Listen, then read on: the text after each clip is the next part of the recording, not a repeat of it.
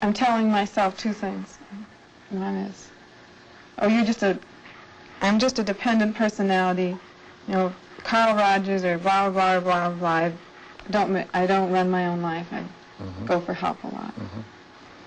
And then I tell myself, I'm always being so strong and so together and having everything so worked out in my head that I don't allow myself to be helpless in a situation where it might be good for me. Like right here now with you, I would like to be more helpless, which to me means open, I think, to us. And I see myself being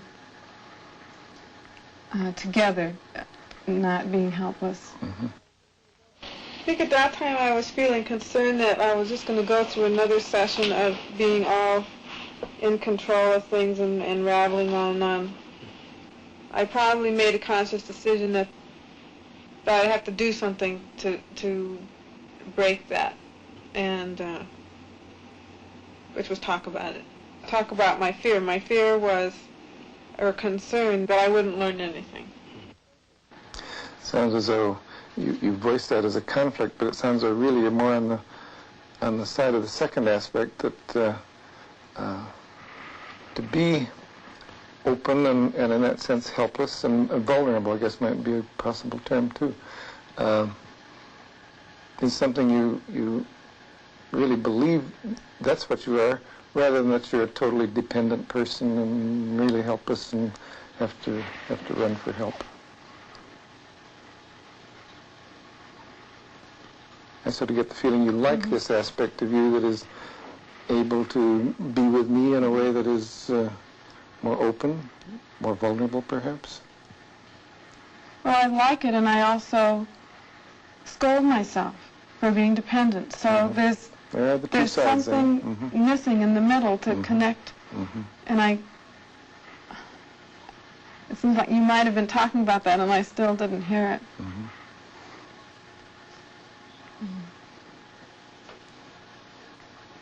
So really, to get it more accurately, you scold yourself for being dependent, for wanting to be here, for example, with me. And yet, at the same time, you feel, no, that's good. I really like that. But where's the integration of those two points of view? That seemed to me like a very excellent, not paraphrase, but when he, tells me back what he thinks I meant. It solidified what I expressed in the previous comment about that there was something missing. It made more sense to me. That's right.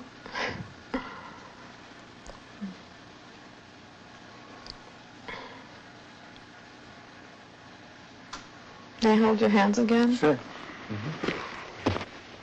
You feel old feeling. Okay. When we did the filming in Ashland, we held each other's hands the whole time. And I imagine it occurred to me that it might be good to do that again. I feel good. At that time, I wanted to get away from being in my head so completely the whole time, experiencing. I felt very comfortable doing this holding of hands. I'm reminded of a friend of mine who said that he did eye therapy, and in a sense, that's what this was. Our eyes were very much in contact, and I think as much was going on in a nonverbal way as in a verbal way. It was a close relationship, and we both experienced it that way.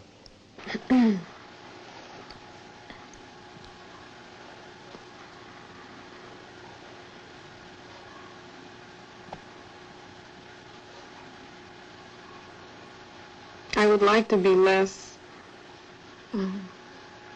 strong right now. Like I would like to give myself the gift of not having to be sensible and reasonable, and also the protection, protect myself. You really would be giving yourself a gift if you could just kind of let go and not be so competent and able.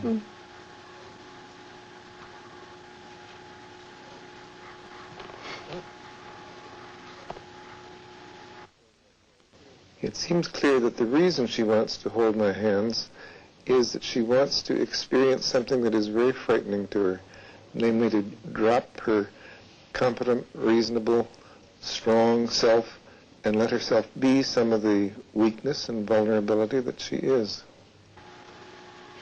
And I think it helps to touch you to let go of the shoulds, of my shoulds.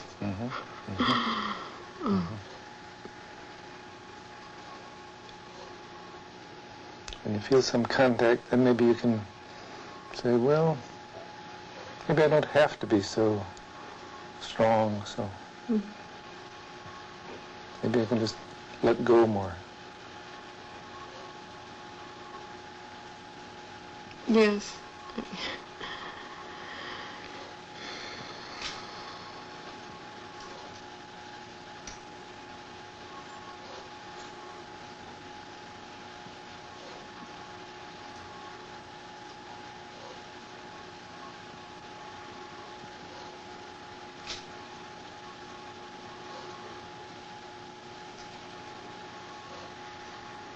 I want to get away from all my rationalizing right now this minute, and I don't know how to do that except to shut up. And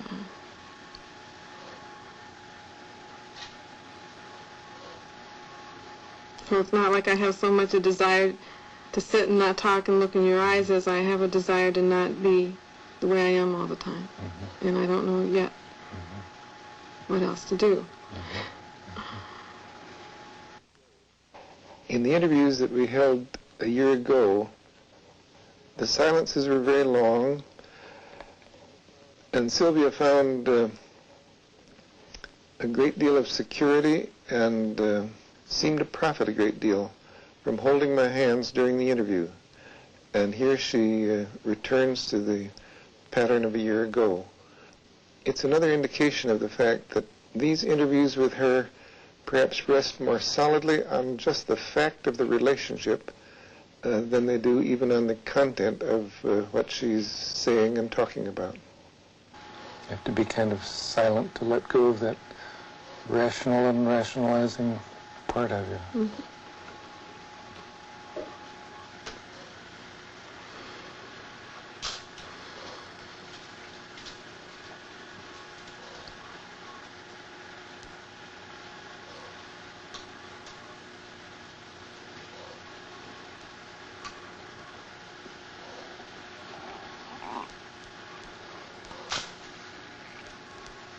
Feels easier to focus on in this position that I'm in now with you. I feel more focused. Are there any things that sort of come Yes, bubbling up? I know of something I want to talk about. Okay.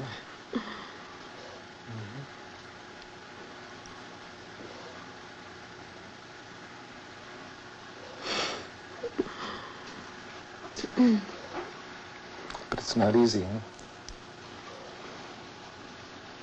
Well, it's not easy, and I'm enjoying the richness of feeling your hands this way and letting go of some more of the camera business and the film business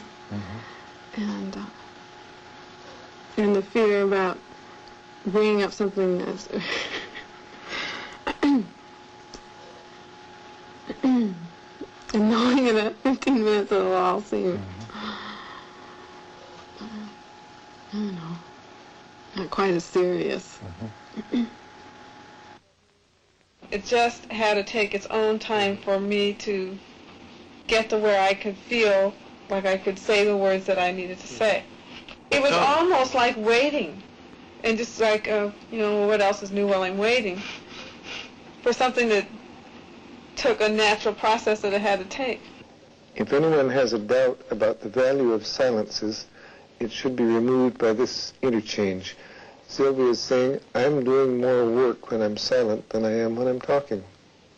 His specific comments or the content of his comments is not necessarily helpful as opposed to not helpful. But what it does do that is valuable is that it gives me something to bounce against.